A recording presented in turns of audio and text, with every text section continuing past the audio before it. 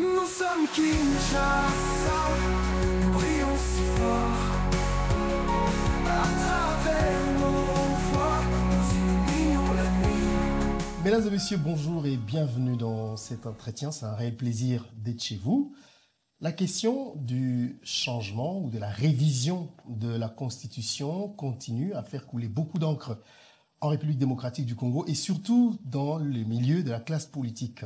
Pour en parler, nous avons aujourd'hui sur notre plateau un autre leader d'opinion.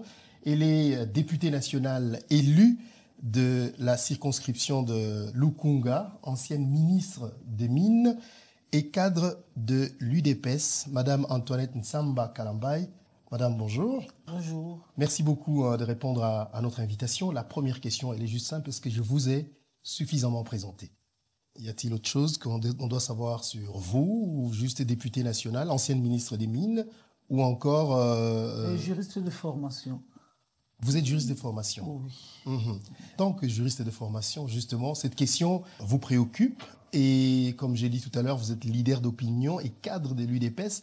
Nous voudrions avoir votre point de vue. C'est vrai qu'étant cadre de l'UDPS, vous soutenez sûrement la vision du président de la République, celle de revoir la Constitution, donc la révision de la Constitution, ou encore, pourquoi pas, la changer. Alors, je voudrais, d'entrée des jeux, avoir votre position, votre point de vue par rapport à cela.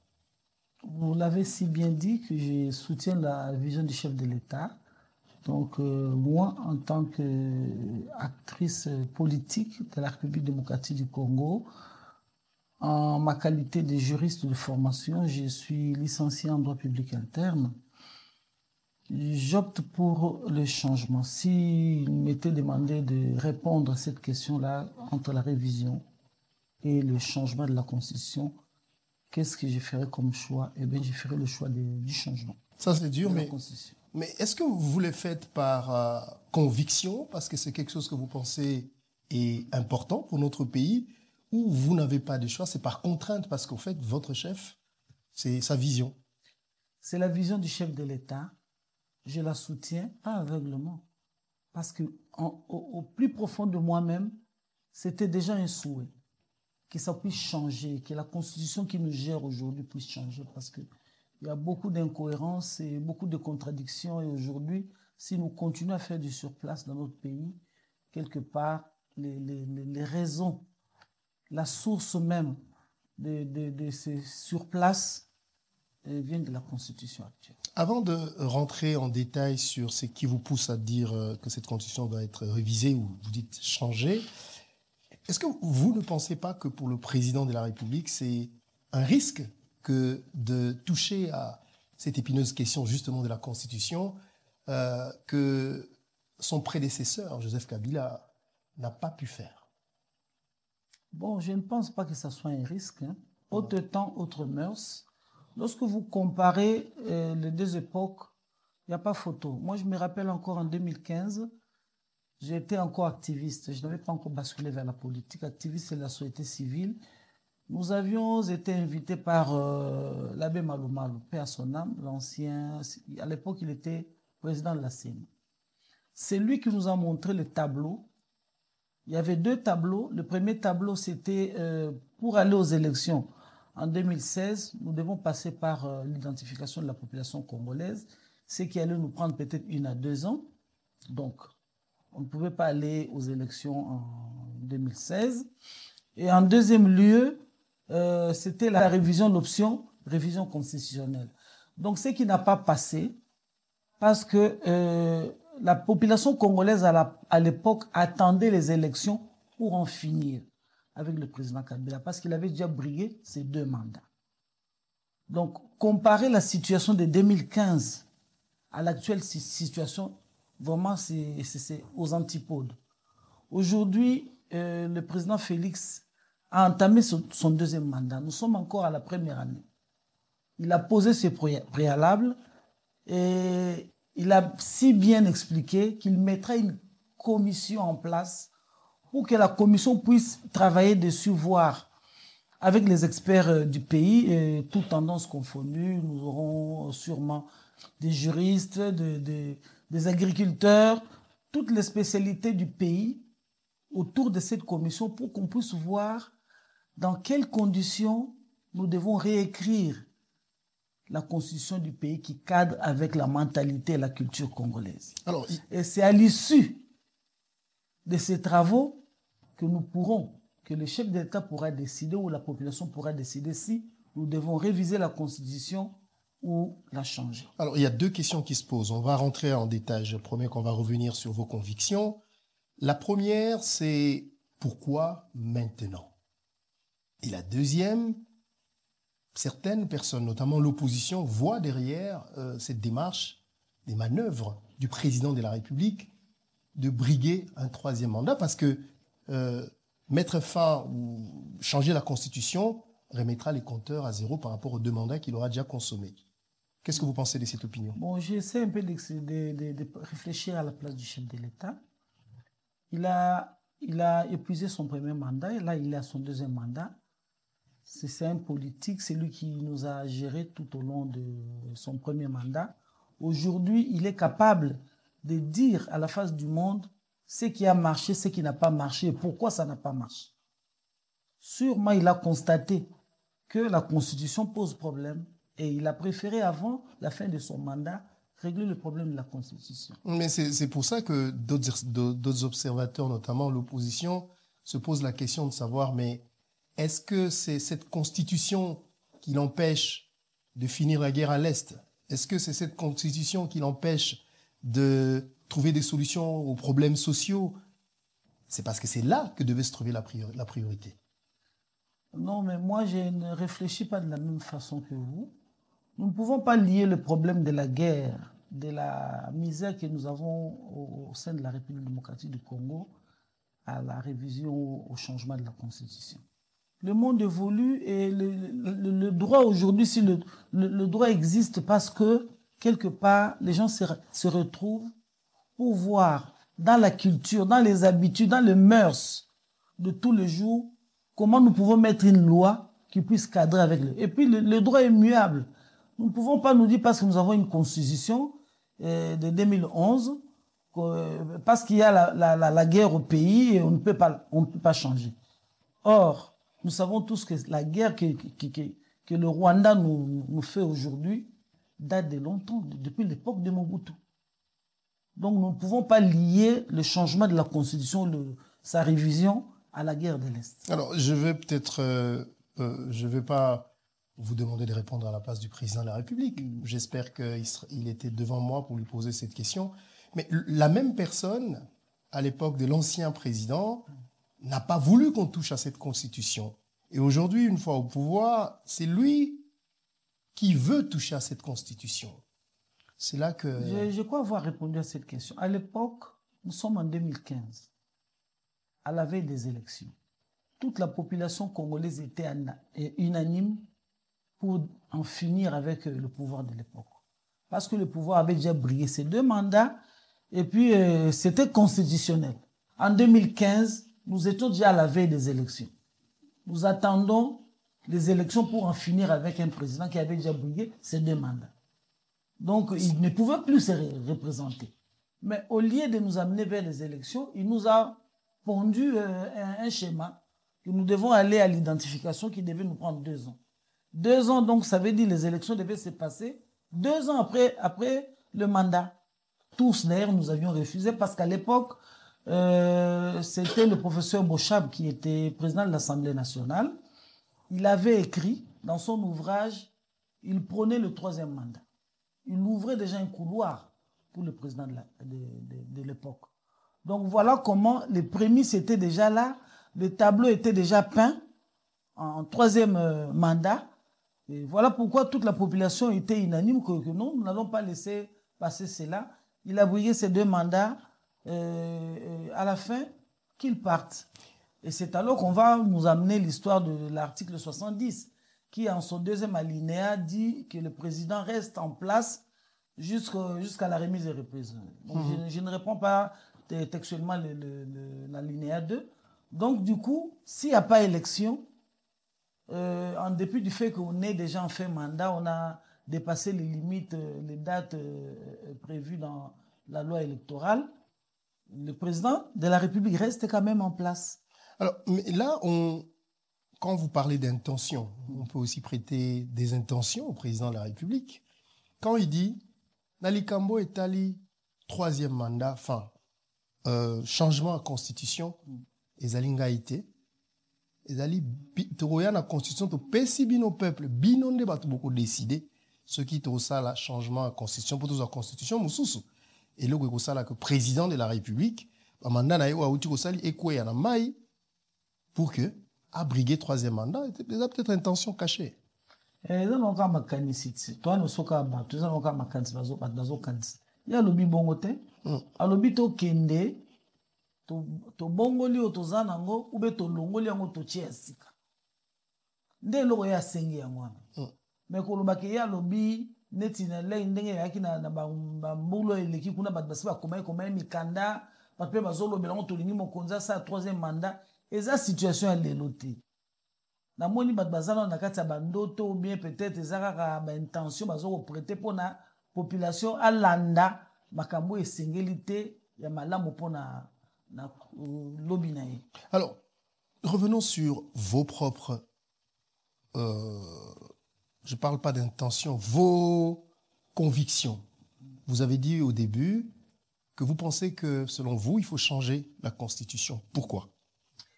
Pour plusieurs raisons. Hein. Vraiment pour plusieurs raisons.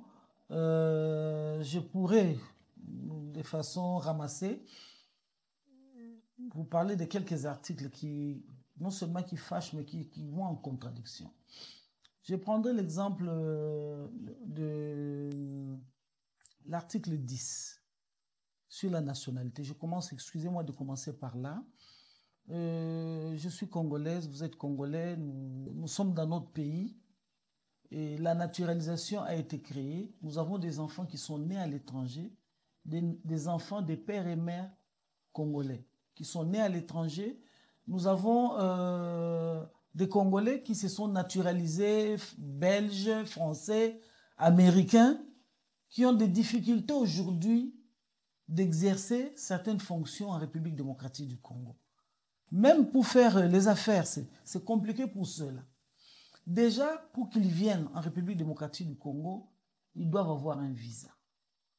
Pendant que nous avons avec nos 9 frontières, nous avons 9 pays voisins qui sont naturalisés congolais, mais ils gardent quand même leur nationalité d'origine. Ils ont cette facilité-là en venant au Congo, ils ont le passeport congolais. Ils peuvent acheter des maisons ici, ils peuvent investir comme des nationaux, pendant que nos propres enfants, pendant que nous-mêmes Congolais, il ne nous est pas permis de le faire. Vous venez au Congo sans visa, on vous refoule. Je me dis, nous devons arrêter de jouer à cette hypocrisie parce que, je crois, à une certaine époque, vous avez vu, il y a des gens qui disent, qui renoncent de leur nationalité acquise. C'est de l'hypocrisie. Parce qu'on ne peut renoncer à la nationalité acquise que dans le pays d'acquisition, pas dans son pays d'origine. C'est du théâtre. C'est une aberration. Donc nous devons arrêter cela, nous regarder en face, nous dire voilà, il est temps que nous puissions nous dire la vérité, que nous puissions nous regarder en face. Aujourd'hui, si vous allez à l'Assemblée, bon, je ne pourrais pas vous dire que j'ai de preuves, mais il y a aujourd'hui des Congolais qui jouent à l'hypocrisie, qui ont 2 ou 3 passeports lorsqu'ils quittent la République démocratique du Congo, ils quittent seulement l'aéroport de Njili, allez le voir de l'autre côté. C'est un autre passeport qu'ils sortent. Alors pourquoi nous devons continuer à faire souffrir les Congolais et à rester dans cette hypocrisie-là, dans le gouvernement, pareil. Et puis même dans les institutions publiques. Nous voudrons donner cette possibilité-là aux Congolais, qu'ils puissent se sentir à l'aise dans leur pays. Moi, je vois très mal quelqu'un qui est né Congolais d'origine, né grandi au Congo, parce que l'article 10 dit la nationalité congolaise est une exclusive. Vous vous naturalisez belge parce que vous vivez dans un certain environnement. Pour certaines circonstances, vous devez changer de nationalité pour pouvoir peut-être étudier ou vivre ou faire étudier vos enfants. Vous revenez dans votre pays d'origine, on vous dit non, vous n'avez pas droit, vous n'avez pas qualité. Pendant que dans ces pays-là, quand bien même vous avez changé de nationalité, on vous dit rentrez chez vous. Ok, donc c'est pour ça que vous pensez qu'il faut la réviser, cette constitution. Réviser ou changer. Changer. Voilà. Autre chose? Il y a un dysfonctionnement par rapport à l'institution président de la République et à l'institution gouvernement. Dans le fonctionnement, disons dans le texte. On nous dit à l'article 91 que le gouvernement définit la politique de la nation en concertation avec le président de la République. Suivez-moi très bien. Mais je vous suis. L'alinéa 2 de l'article 91 nous dit le gouvernement conduit la politique de la nation. Nous avons un président de la République qui est garant, mais qui, pour définir la politique de la nation, il se concerte avec le gouvernement. Et qui l'applique, qui conduit, c'est le gouvernement. Mais lorsque vous allez à l'article 79, on nous dit à l'alinéa 1 que le président de la République convoque et préside le Conseil des ministres. Et quand il est empêché, il peut déléguer son pouvoir au Premier ministre. Je ne sais pas si vous voyez la contradiction. Mais je vois le président de la République est irresponsable devant l'Assemblée. C'est le gouvernement qui est responsable devant l'Assemblée nationale. C'est le gouvernement qui conduit la politique de la nation. Défini et conduit. Défini et conduit. Ils définissent avec le président de la République, mais ils conduisent seuls la politique de la nation. Mais un gouvernement qui n'est pas à qui on n'a pas donné l'autorisation de convoquer le Conseil des ministres. Alors, où est-ce que vous pensez qu'on peut changer, justement? Qu'est-ce qu'il faut changer? Laissez-moi continuer, monsieur. Allez-y. Lorsque j'ai dit le gouvernement conduit la politique de la nation, ça veut dire que normalement, le Premier ministre, c'était à lui de convoquer le Conseil des ministres, parce que les décisions se prennent en Conseil des ministres. Donc, si les décisions se prennent en Conseil des ministres, et que le Premier ministre qui conduit, enfin, le gouvernement qui conduit l'action, la politique nationale, n'est pas capable, n'est pas autorisé à pouvoir convoquer le Conseil des ministres, moi, je ne sais pas comment ce gouvernement-là peut conduire réellement la politique de la nation. Donc, si le président de la République n'est pas là, ou s'il refuse carrément de convoquer le Conseil des ministres, ça veut dire que nous serons là, le Premier ministre en place. Nous avons vécu cela à une certaine époque dans ces pays. Le président de la République ne convoquait pas le Conseil des ministres. Bon, le Conseil, je ne sais pas, c'était né quand même, par délégation ou quoi, on ne sait pas. Donc, il faut changer. Il faut changer ça. Il faut vraiment changer, Comment? Sinon, pour moi, il faudrait que nous puissions basculer vers un autre régime. Parce que là, nous sommes dans un régime semi-parlementaire, avec un monstre, un régime à deux têtes. Nous sommes dans le bicéphalisme. Je souhaiterais que nous puissions basculer vers le régime présidentiel, qui cadre d'ailleurs avec nos mœurs. Dans nos cultures, ici au Congo, nous sommes habitués à avoir un chef coutumier, chef du village, chef du quartier. Même dans nos familles, le chef, c'est le mal. Je ne voudrais pas... Mais... Oui, je vois, parce que je peux comprendre ce que vous dites, que tout ce qui se passe, on dit président de la République, oui, c'est le président de la République qui est... Et finalement, ce n'est pas lui les responsables. C'est pas lui les responsables. Et ça, mais pour changer ça, je pense qu'il faut déverrouiller la Constitution. Non seulement déverrouiller, il faudrait seulement changer. Parce que là, nous parlons du régime. Nous sommes dans un régime semi-parlementaire. Donc, on changera la Constitution. Si nous devons basculer vers le régime présidentiel, carrément, nous devons changer. Comme ça, nous avons un président responsable qui a tout le pouvoir, qui sait lui-même nommer ses ministres et puis conduire la politique de la nation. Bon, est-ce qu'il y a un article, comme on dit, qui vous fâche, et aussi qui ça dans la Constitution? Il y a un belé, mais le quoi peut-être aux temps militaires, mais dans le basico. Dans un article, ce qu'on permet dans la Constitution, on a bon gâté. Bien sûr, bien sûr. Dans un article premier de la Constitution, la République démocratique du Congo est, dans ses frontières du 30 juin 1960, un État de droit, indépendant, souverain, uni et indivisible, social démocratique et laïque.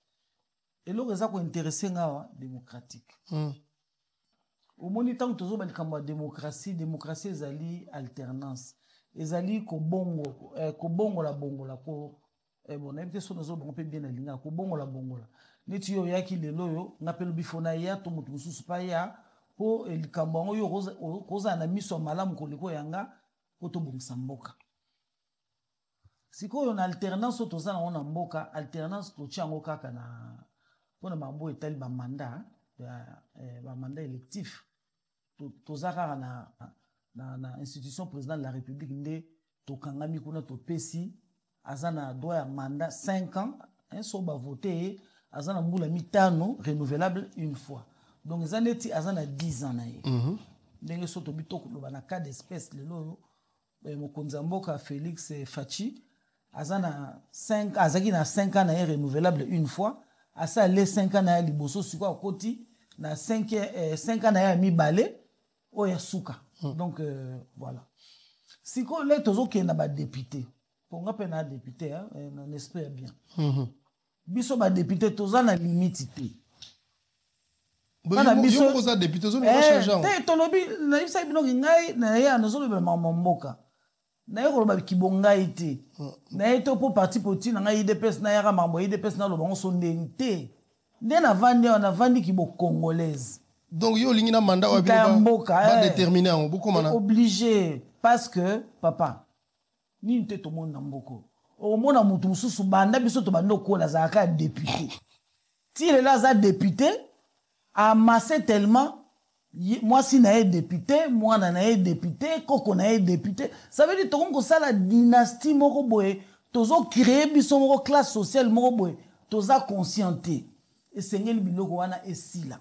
Topé sa po opportunité na ba congolais mususu o bazana mayele ya ko mema nkita mbongo na ya sika na kati ya assemblée ba mema yango na pona nga na moni ndenge mokonzi mboka azana mandat mibale na assemblée biso pe na assemblée ba to limiter mandat mais pour mes amis mibale to misato mais premier zalaka na ebi sous assemblée nationale fallait qu'il ba discussion ya loi au sur moi na yo na moi si na yo ba koyi kozala ba suppléant na yo te bino mo kana assemblée nationale avant ko comme député ba bwaki saki yango le kate kasu yango binde ba bilo tozo bundela yango wana so ka bilo ngé leki na référendum peuple tozo le la peuple so leki na référendum peuple obi oyo to ligne en bongo et ça la mabongo mais tant ozo kende déjà na référendum ndengwana ezomona na clairement que on dirait que dans la boule à changer constitution.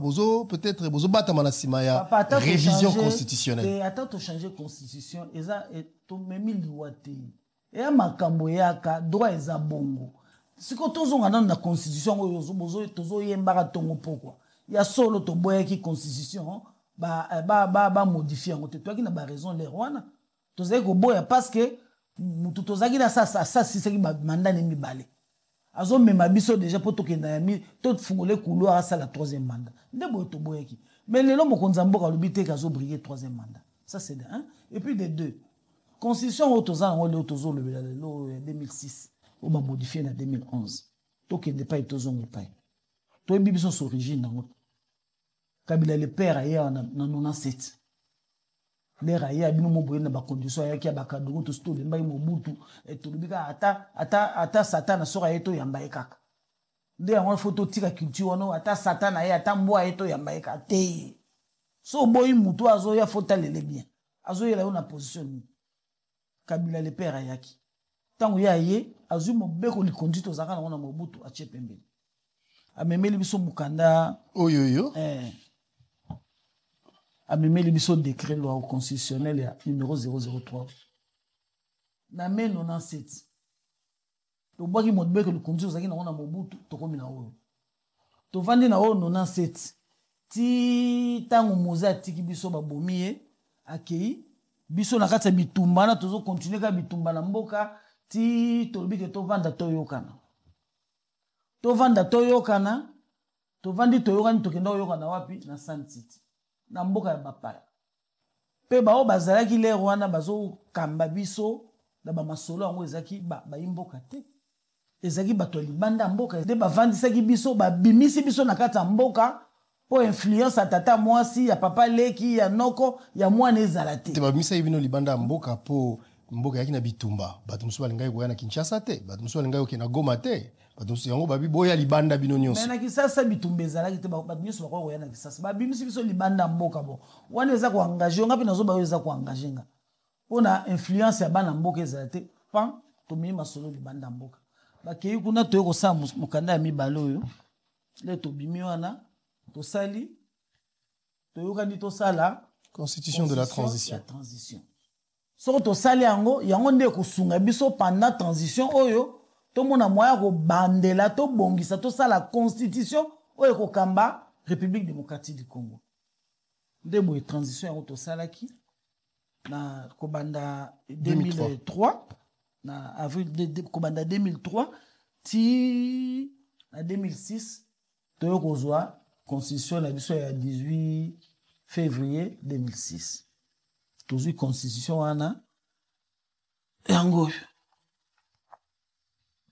wana siko bana mboka basali konzi mboka lobi ke constitution ne salema na mboka ba paya salema ipaya ba paya o sikoyo bana mboka ba sali yango na koloba teke bana mboka ndem ba sali yango bango moko non bana mboka bango moko te poso tozongi simale na otolakseno ba mikanda na accord global na inclusif oh ya 2003 na époque basaki tokende kuna na Sun City oh ya komaki na d'abord accord global wana azai congolais te aza sénégalais alage kombo na na bosanité alage moji citoyen sénégalais ni mutakomaki siko accord wana nyoso ezala kati na komi na ndenge kaina makanisi na avandi si ba congolais ba comité te kasi to yokana to zaki na bachaki comité en place comité international d'accompagnement de la transition.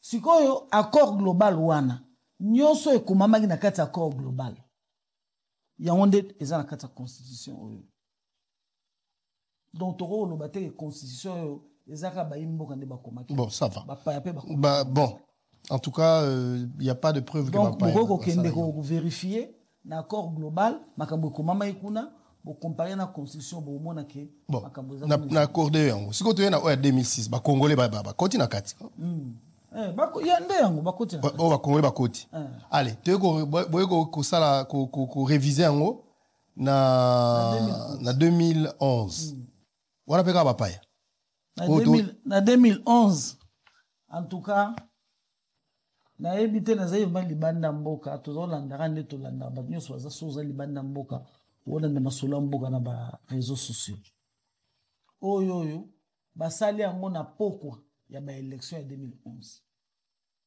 omoni ndenge bao bokonzo ya kala azaki na intention na ya ko tricher kana ba élection car soto comme pembeni ya ba élection oyo eza na 2010 nde babandi makambo ya révision constitutionnelle. Donc, il faut faire sauter élection à 2 tours. Élection à 2 tours. Donc, il y a 2 tours. Dans la constitution en 2006, en 2011, il y a 2 tours. Comme la tour. D'ailleurs, pour, par exemple, il y a 2 tours. Non, en tout cas, il faut 2 tours. Il faut 2 tours de bien. Tout le monde a payé les débats dans la TV. Pour tout le monde a payé tout le bien. Tu éliminer les Arabes dans le match de football. To éliminer auto monument wana otsunga biso mboka bien to tikali na ya bimi président oli ya biloko tozo kende so ba to combien kama boye kamo tout kamo pa na meilleure cause à peur. Alors namoni tout compte fait aux autres acceptent vraiment que tomoni yo vraiment za mutu parmi bato ba soutenir to changer constitution mboka na biso mais pour la bato ebelé changement en constitution il y a des gens qui pensent que le changement de constitution ne peut passer que par un coup d'État ou changer la constitution, c'est un coup d'État constitutionnel. Le quoi bonus changer, bonus ça la paix coup d'État constitutionnel. T'es dans ça même ce coup d'État, t'es coup d'État dans ça coup d'État constitutionnel né. To na ute ko lakisabino na ba mikanda. Kabila le fils, tango yena bokonzi. Muta vota qui était, mutu pe a comment on a volonté politique. Il y a classe politique où ezara l'air wana babiki to moni a diriger biso. Batie Kabila ye lera ye asali pe mobeko na ye toke na constitution et transition ti to okende na constitution ya 2006 ezaki volonté ya ba politique ya tango wana babikete to sala boye to longwa o to tika o to kena o nde yango pe biso to sala siko to longwa na o eza mabe to kena o eza meilleur o ko pesa opportunité na congolais nyonso amona moyen ya kosa musala ya mboka ndenge sengi mais soki totali makambo ndenge kei na ba constitution uti ko lakisa biso awa Mobutu azaki na oye constitution Kabila ye na coup d'état a changé constitution a ye pe na oye constitution Kabila le fils tokoki koloba pe après kokani ye pa ye na ye constitution donc tokoloba pe que Tshisekedi pe azwa na oye constitution comme ça o ya pe liboso kuna ye pa roya na oye constitution bon constitution toko kolango na komba mutu te po eza mobeko likonzi yende aza mokonzi ya mboka siko bolingi constitution nani yango asala bon possibilité zali ekozala ye président de la république ekozala parlement ekozala pe premier ministre comme pe ekozala biso ba citoyen toyokani lingomba moko boye po tosenga bamema biso na révision to na changement de constitution mais ye aza mokonzi na exercice na ya pouvoir aza kosalela ba prérogative no ya zanango soki lobi tozwi mobeko likonzi ye nde mutazaki mokonzi lelo elakisi te eza constitution ya président Félix constitution to benga yango constitution ya Kabila te to benga yango constitution de la République démocratique du Congo aussi ici tous un article mususu te na sisi te na zana article so ego ata mi balemi sa boto comme ya suka alors na article ya Yambo na alinéa 7 et lobi boye langue officielle ya Congo ezali français sikoyo lelo yo tozo mona ngana uti ne uti représenter ngana zaki ministre des mines na musalo na sel na mbula misato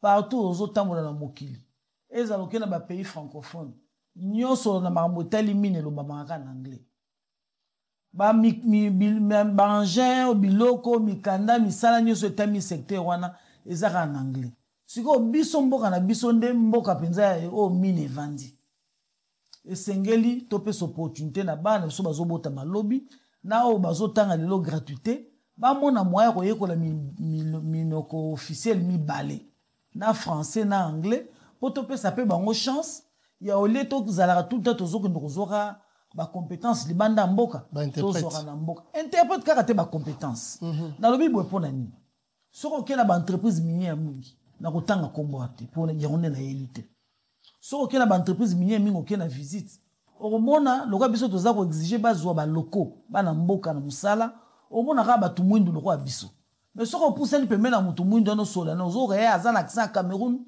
ozoka azana na accent ya Uganda ozoka azana accent ya Burundi accent ya Centrafrique tant pas aucun poser question oh non parce que ya aza bilingue atangi azu formation wana ya musala ya mine na anglais pe na français to na espagnol pe na anglais siko biso to lingi to pesa po opportunité na ba imboka poto za na difficulté na te mwana atangi anglais na bo mwana ayebi ko lobango akoza na possibilité ya soka sali aza ingénieur de mine abimi akoza na souci te so abandi moni langa esa ba intimidation moko efisaka OK bo bat bazo ba munoko mboka mo boyozo yoka ngote déjà pesi okanda na mayele pe ko kimolero donc voilà ndengo lobi na ngepela lo mambo territorial mambutali territorial salini territorial ngala lingi to luzonga nde tozala lera Mobutu tozonga mokonzi mboka banda ko nommer ba gouverneur parce que lelo makambo ya territorial ba pesi bango bazana autonomie politique administrative et financière ezaka makambo ya baimboka bayi province soko za muluba okoza la gouverneur te na Lualaba soko za Lualabe okoza la gouverneur te na Équateur echebiso na mobulu moko lelo yo tokome kotala makambo tali tribalisme na musika mais lelo tribalisme modèle zongi na mboka yango te na administration publique ekomi tribalisée okende beaucoup de chef de division so aza mu Congo na province na kopesa exemple so aza mu Congo mazali chef de division na Équateur ba Équateur basali makelele basali tina manifestation nous ressortissant de alors que mutuana bazoye na musala na l'état asaki concours na e amati bechelo na eti akoma chef de division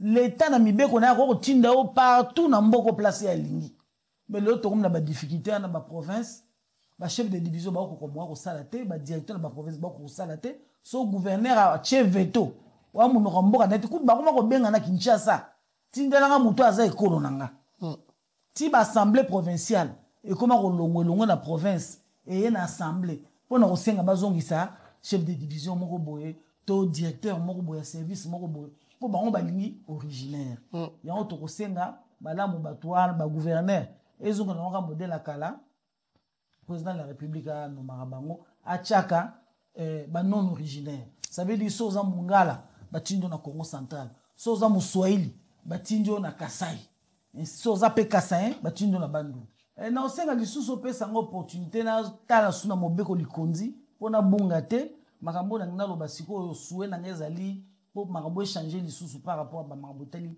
ba parti politique et tout. OK, rapidement. Dans un article 6 de la Constitution, le pluralisme politique est reconnu en République démocratique du Congo. Tout Congolais jouissant de ses droits civils et politiques a le droit de créer un parti politique ou de s'affilier à un parti de son choix. On a ligne 2. Ngai, en tout cas, esengeli to mona moya ko bongola, ko longola penza article 6 wana na ndenge tozo tanga. Et ça Lénine. Balobi boy. Yo ngai Congolais nyonso ko créer des partis politiques.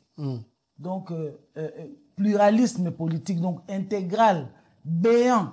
Ata tozana 1000 partis politiques, mutako limité ngo azate. Siko lelo na mboka tozana plus ou moins 900 partis politiques. Lelo difficulté oyo tozana ngo lelo yo tout le temps soki tokena ba marabotali l'élection esili tozo c'est le gouvernement okoyoka ba bandi koloba. Libanda ani nango esila raté Sénégal kuna basi basali élection gouvernement bimiti lelo biso tozo tatabana. Mais tozo tatabana pona nini? Ko bandala na article 6 wana. So ba pesi siko ouverture wana bo créer ba parti politique ndembo. Tozali on a plus de 900 partis politiques.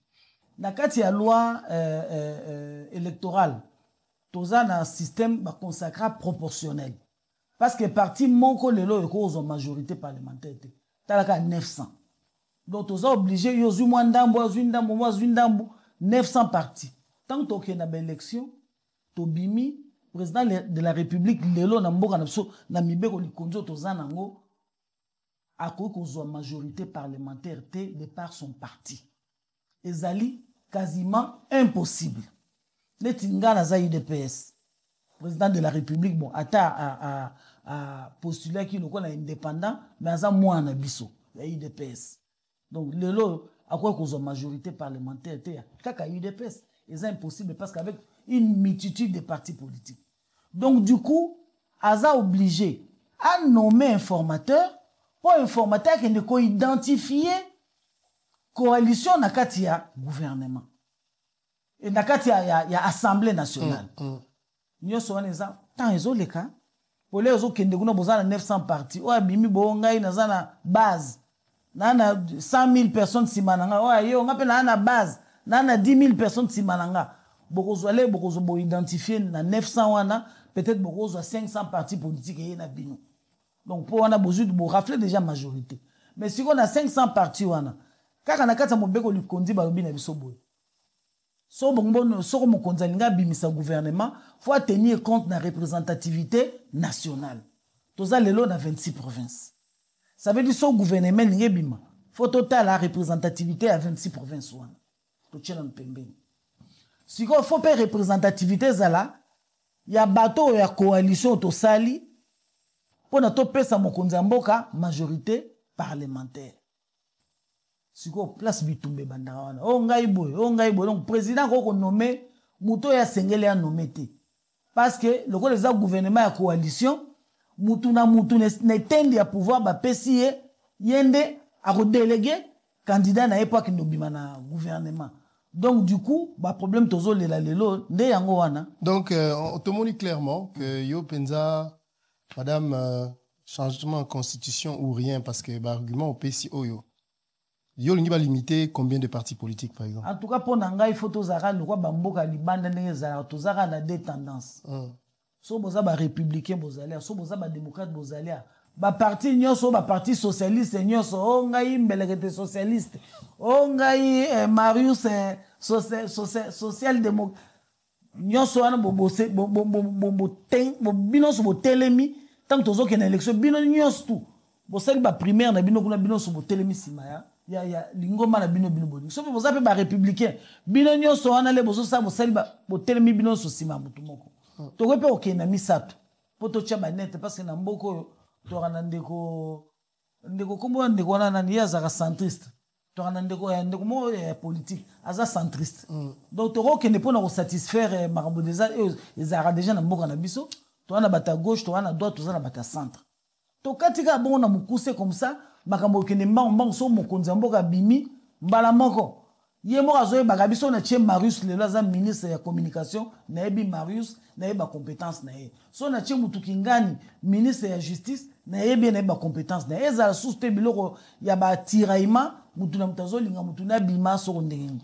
Alors pour na kosukisa parce que toyoki yo ubimisi ba article oyo pesa yo makanisi ya ko changer carrément constitution mais son ami mitia na makanisi ya bato belo bazo critiquer makambo ya changement ou bien révision la kisa biso na kati ya constitution et loko nini ezo pekisa mokonzi mboka abongisa mboka mais acha maile nene soka na ko changer constitution tenga mon mutu na opposant au bien te ngai opposant au bien te na répondre na ndenge nga na comprendre. OK loba pona ngai loko ezo pekisa mokonzi mboka amona mwa ko sa musana e malamu ndenge sengeli eza constitution te na lobi boete o ezo pekisa mokonzi amona mwa ko sa musana e malamu oye loko ya mabe na kati ya mobeko likonzi mokonzi aza mokonzi ya mboka mais azo conduire politique ya mboka te article 91 alinéa 2 ya on déjà ko empêcher nyonso c'est-à-dire ye mokonzi ya mboka numéro 1 ye nde patron des patrons to voter population nyonso mais muto azo conduire action ya gouvernement nani muto azo conduire politique ya nation nani gouvernement donc mokonzi ya mboka aza irresponsable pour l'assemblée jamais botika ko benga e bando benga ka gouvernement or to tika do pesa ende opportunité yende article wana muteza ko empêcher ozo banga teke pesa e pouvoir koleka o pesa pouvoir akoma dictateur bon ba mboka nyoso yo eza na régime présidentiel ba créer ba dictateur so to bito kende vraiment na crème de crème toujours États-Unis ba créer ba dictateur mais kuna baza na régime présidentiel président Moboule ne kota na mboka to nini a décidé mais lelo ba kale leke belé pe ba kala ngo fota ba patron ba institution ba nani hein o bazo senga o foke ndoko zo kuna autorisation boy o concertation na institution boy ba institution siko soko so masono ndeni so ba bloqué o moni ke malamba pesa ka mokonzi opportunité ya ko mona moya ko kende Congo et Bonga. Est-ce que vous êtes sûr, Madame Kozolo Bamarambo, nous sommes au Mokonzi pour Mokonzi, Yazana Kibokonzi, Yada, moi, Nanabino, ya UDPS. Olobango pour Mokonzi, Tena Olobango pour Mokonzi, son baile na yawa, na ya pour na Kibo Congolaise Nangai. Na lingi penza na zo senga biso, ba politique, to transcender ba émotion, to transcender ba considération na biso politique. To cheki bo congolais na liboso so to cheki bo congolais liboso na yebite nini ko pekisa biso to mona moya ko sala likambo ko bongisa nkita ya mboka po to mona ba politique kili awa na ba campagne na bango ezalaki kaka changement ya constitution révision ya constitution lelo yo ba mi braquer ba ko sana ba marche contre yango po ani likola kibongai likolo ya intérêt individuel tozaka ko manipuler population no population ngo pe eza su ya kalate to lobi siko to lingi bongo te to sala ki bo congolais to tika ki bongai so to sala ki bo congolais na bandi ozala IDPS ozala INC ozala parti PPRD ozala nini tango tozo kuta na pona loba masolo etali mboka pona population na bandi to ozala loba moko to ko kende ta gauche à droite na ba musu bazana mandat ya peuple bae ba o peuple a lobby alobele ba o hein bato bana mandat peuple nde ba biso voilà. Voilà, merci beaucoup hein, merci madame Antoinette Nsamba Kalamba. Je rappelle donc aux alliés ministres na biso ya kala il y a makambo tali nkita ba mine Ozali député national élu, il y a Lukunga. Et puis, Ozali, parmi les cadres, il y a UDPS, parti à Mokonzamboka. Merci au Kabuli Makanisna. On a biso, on a Italie, changement de révision de la constitution. On a clairement que yo lingi kagande, changement de la constitution. Merci Mingi. Na bilon sur le roi Bolanda Kibiso, bo tikala malamu, bo sanate ko s'abonner na ba compte na biso YouTube, Twitter, Kinshasa Télévision pour na kolanda ba programme na biso. Na koma otnyo so ba sunga kingai pour to koma ipa na bino. Na pesi bino merci Mingi, le roi Bolanda Kibiso, bo tikala malamu.